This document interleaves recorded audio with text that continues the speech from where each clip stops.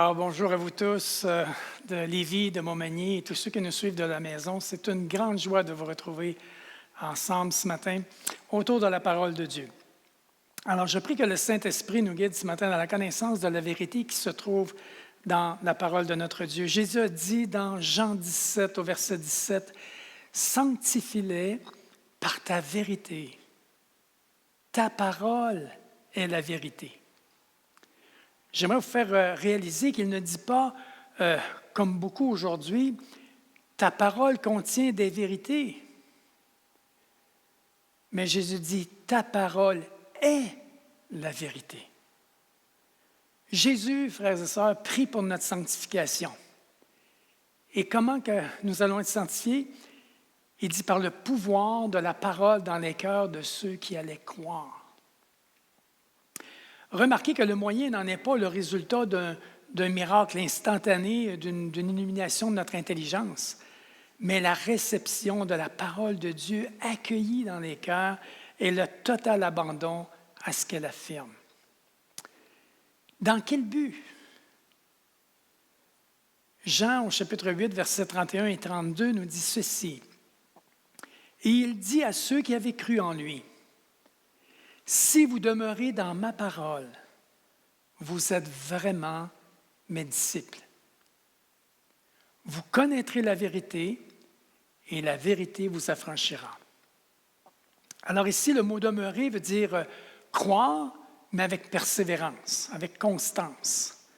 Et il parle de « vous connaîtrez ». Donc, connaître, c'est apprendre la vérité au fur et à mesure. Et le résultat est l'affranchissement, c'est-à-dire être libre, qui est le résultat de la foi agissante de l'obéissance en soi à la parole de Dieu. Nous avons vu récemment les effets sur nos vies de certains mensonges au sujet de notre perception de Dieu et de nous-mêmes. Et vous pouvez les retrouver sur notre site sous l'onglet « Prédication » Père Serge Roy. Ce matin, nous allons en regarder un qui peut être subtil et je vous dirais nuisible en ce qui concerne nos sentiments.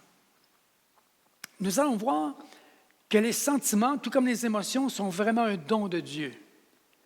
Que le problème, ce n'est pas de les avoir, mais c'est qu'ils ont été altérés par la chute et peuvent, à cause de cela, devenir un terrain fertile au mensonge et, je dirais aussi, à l'esclavage. Prions quelques instants. Notre bon Père céleste, nous te demandons ce matin de nous sanctifier par ta parole qui est la vérité et que tu nous rendes libres au nom de Jésus-Christ, notre Seigneur et Sauveur. Amen. Alors, Madame de Moss, dans son livre « Ces mensonges qu'on nous a fait croire », que j'avais déjà mentionné auparavant, dont plusieurs des choses qui sont dans ce que je vous enseigne ce matin proviennent de ce livre-là. Elle a imaginé un journal intime des pensées de Ève après la chute en Éden. Et j'aimerais vous lire un court extrait qui relate les conséquences émotionnelles qui ont suivi le meurtre d'Abel par son frère Caïn, ses deux premiers fils. Alors, cher journal, voici presque 2 ans que nous avons perdu Abel. Je ne cesse de penser à lui. C'est encore si douloureux. Cela fait des mois que nous sommes sans nouvelles de Caïn. Oh, parfois, je lui en veux tellement pour ce qu'il nous a fait. D'autres jours, j'aimerais simplement le serrer dans mes bras et lui chanter une berceuse comme lorsqu'il était bébé. Adam ne parle pas de ce qui ressent de son côté. Quelquefois, je me demande même s'il a des sentiments. J'ai l'impression que ça l'agace lorsque j'essaie de lui faire comprendre ce que j'éprouve. J'ai l'impression de ne pas pouvoir sortir de ce gouffre de solitude. Il y a des jours où j'arrive à peine à me lever. C'est comme si les ténèbres étaient sur le point de m'engloutir.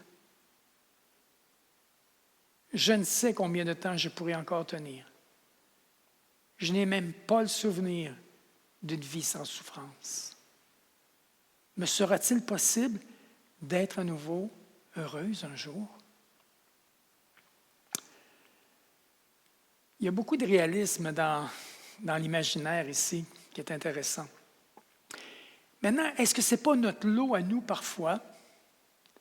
N'avons-nous pas de ces états d'âme qui nous amènent à penser que toute émotion, en quelque part, est mauvaise et devrait être réprimée? Ou même peut-être que ces émotions-là sont peut-être des péchés en bout de ligne. Faut-il s'endurcir pour ne pas souffrir? Et beaucoup le pensent. Pourtant, Dieu nous dit dans Genèse 1, au chapitre 1, verset 26, « Faisons l'homme à notre image, selon notre ressemblance. » Alors, ce que ça veut dire, c'est que notre Créateur nous a dotés de cette capacité à ressentir les choses. J'aimerais vous dire que Dieu lui-même éprouve des sentiments. Laissez-moi vous en nommer quelques-uns. Dieu éprouve de la joie. On retrouve dans le livre de Néhémie, chapitre 8, c'est-à-dire au verset 10, « Face au découragement du peuple, Néhémie va dire, « Ne vous affligez pas, car la joie de l'Éternel sera votre force. » À un autre moment, Dieu est en colère. À l'occasion du refus de Moïse de répondre à l'appel de Dieu pour aller libérer son peuple en Égypte, on retrouve ça dans Exode 4 au verset 14, il s'écrit « Alors la colère de l'Éternel s'enflamma contre Moïse, et il dit, « N'y a-t-il pas ton frère Aaron, le Lévite? Je sais qu'il parlera facilement. » À un autre moment, c'est la jalousie. Et Dieu parle de ça lorsqu'il est question de l'adoration de faux dieux par son peuple. Dans Exode 34, au verset 14, c'est un des commandements de Dieu, il dit « Tu ne te prosterneras point devant un autre Dieu, devant une autre idole, car l'Éternel porte le nom de jaloux. Il est un Dieu jaloux. » Dieu manifeste la tristesse. Avant que Dieu envoie le déluge, dans Genèse 6, au verset 5 et 6, il dit « L'Éternel vit que la méchanceté des hommes était grande sur la terre. L'Éternel se repentit d'avoir fait l'homme sur la terre, et il fut affligé en son cœur, attristé en son cœur. » Maintenant, je vous invite à faire attention ici. Aucun de ces sentiments que Dieu a éprouvés a été teinté par le péché. Maintenant, j'aimerais qu'on prenne le temps de définir un peu qu'est-ce que c'est que des émotions et des sentiments. Est-ce que c'est pareil? Est-ce que c'est la même chose? Alors, j'aimerais tout de suite vous dire que non, ce n'est pas du tout la même chose. Une émotion est une réaction physiologique face à un événement extérieur. On va parler, à titre d'exemple, de la peur en cas de danger, de la colère face à de l'irrespect, de la joie suite à un événement heureux. Et celle-ci a une fonction biorégulatrice en permettant au corps de retrouver son équilibre de base. Les sentiments, eux, sont une construction mentale, un état affectif d'ordre psychologique qui peut être le prolongement d'une émotion. À titre d'exemple, l'angoisse par rapport à la peur, la déception par rapport à la tristesse. Dès lors qu'il s'agit d'une élaboration psychique, un sentiment peut persister en dehors de tout stimulus extérieur et pourrait perdurer des années. Et on va les identifier comme étant des états d'âme. C'est souvent l'expression qu'on utilise, des états d'âme, des états intérieurs. C'est quelque chose qui perdure, qui est présent. Il est important que nous comprenions bien ceci. Les sentiments, comme les émotions, sont un don de Dieu. Le problème réside dans leur altération par la chute. Autrement dit, c'est des conséquences du péché. Et c'est un des domaines où l'ennemi cherche à nous tromper. Qu'est-ce que Dieu nous dit? Éphésiens 4, versets 21 à 24, il est mentionné que conformément à la vérité qui est en Jésus, c'est en lui que vous avez été instruits à vous dépouiller par rapport à votre vie passée, du vieil homme qui se corrompt par les convoitises trompeuses, à être renouvelé dans l'esprit de votre intelligence et à revêtir l'homme nouveau, créé selon Dieu, dans une justice et une sainteté que produit la vérité.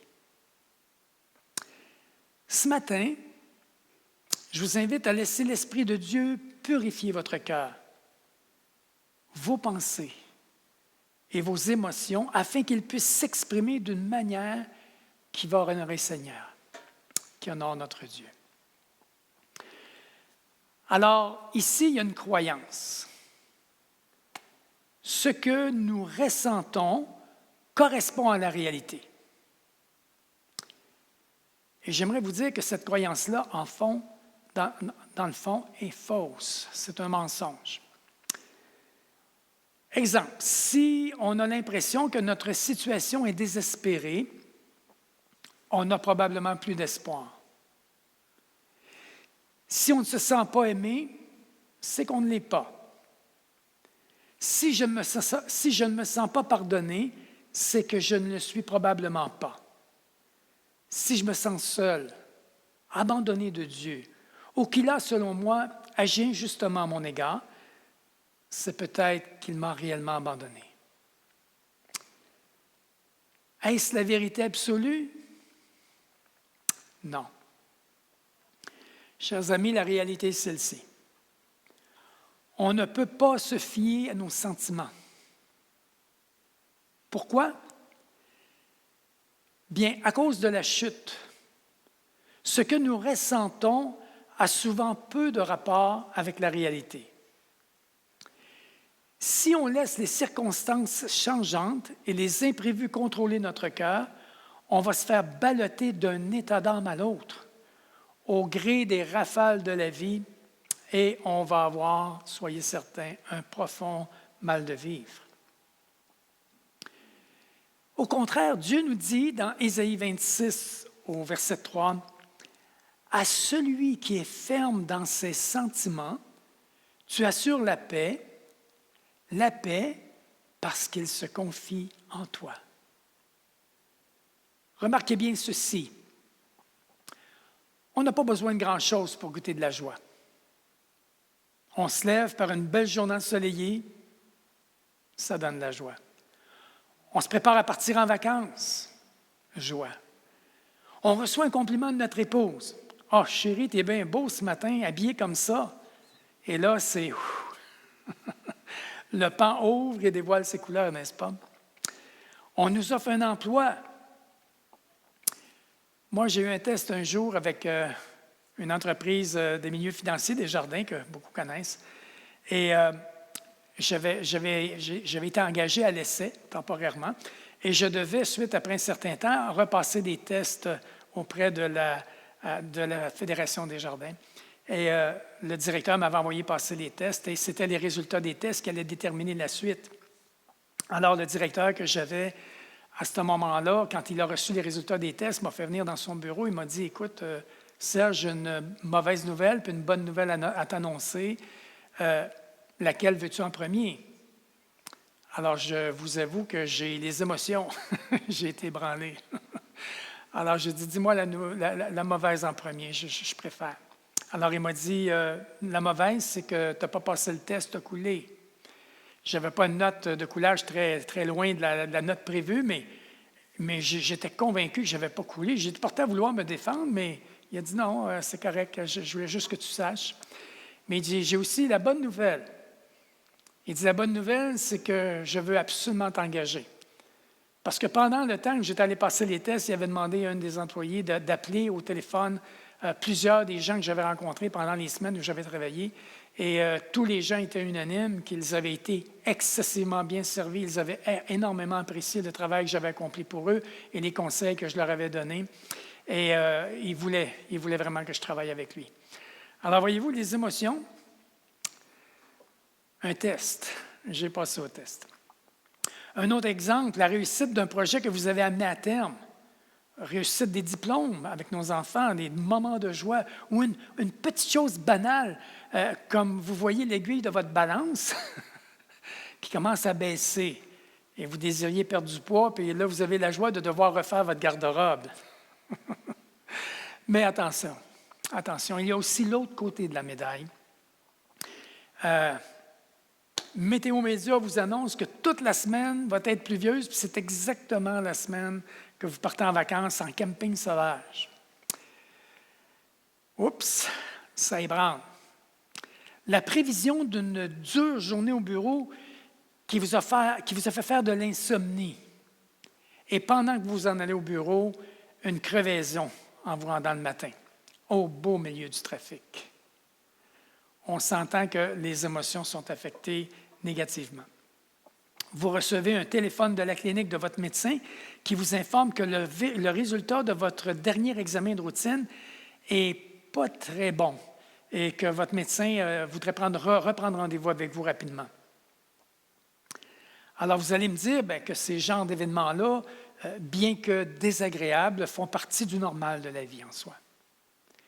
Mais si d'autres choses de plus importantes viennent s'ajouter, on va passer rapidement aux émotions de type montagne russe, où est-ce que même la digestion va être affectée.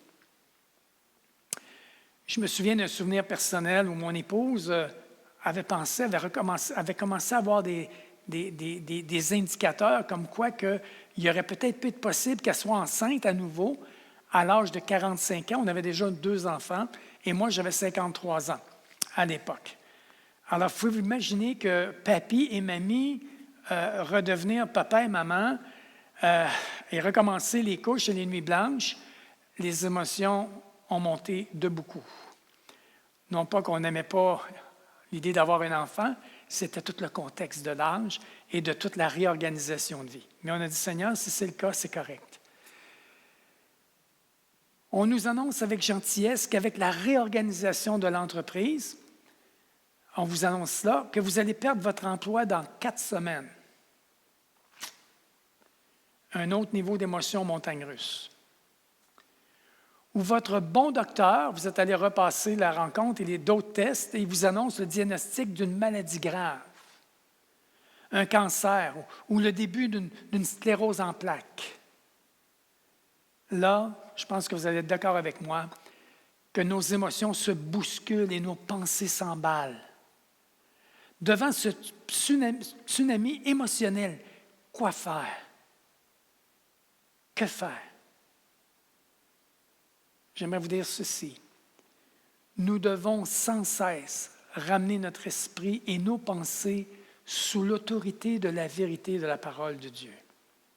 Dans 2 Corinthiens 10, au verset 5, c'est écrit « Nous amenons toute pensée captive à l'obéissance de Christ. » Alors, la vérité fondamentale ici, c'est que Dieu est bon, malgré ce que nous ressentons. Qu'il nous aime, qu'on le sente ou pas.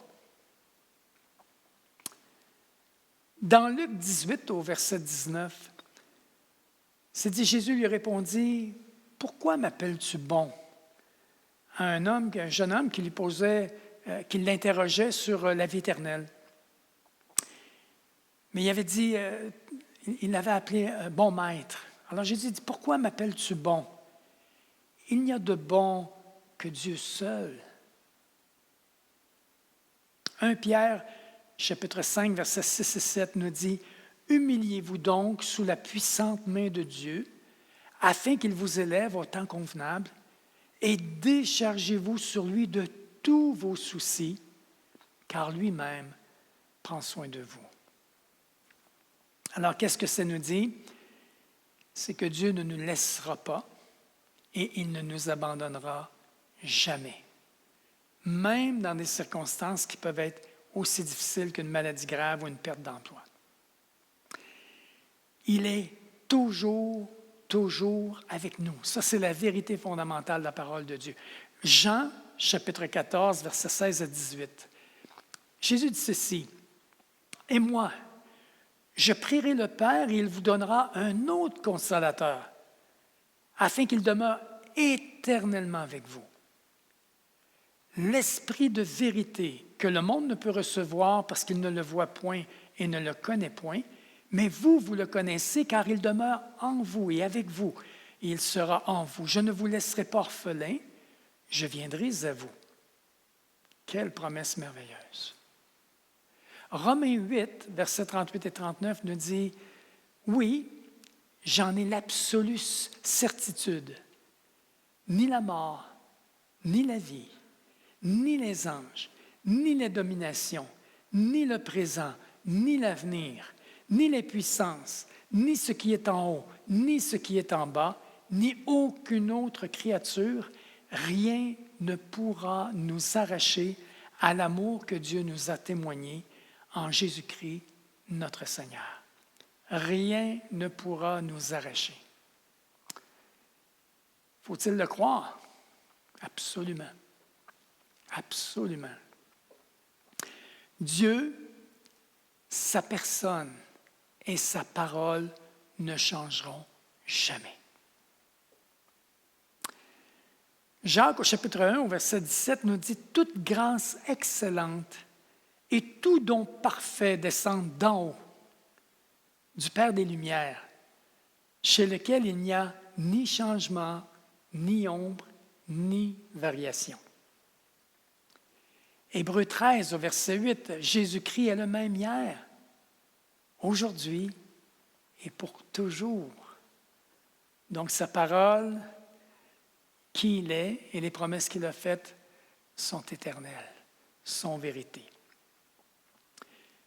Alors la vérité, c'est que Dieu nous aime vraiment et il est bon envers chacun de nous, peu importe nos circonstances.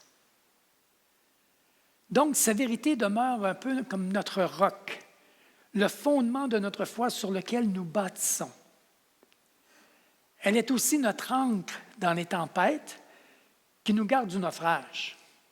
Et cela, peu importe, chers amis, ce que nous ressentons. J'aimerais vous donner l'exemple de l'apôtre Paul. L'apôtre Paul a connu bien des tsunamis émotionnels.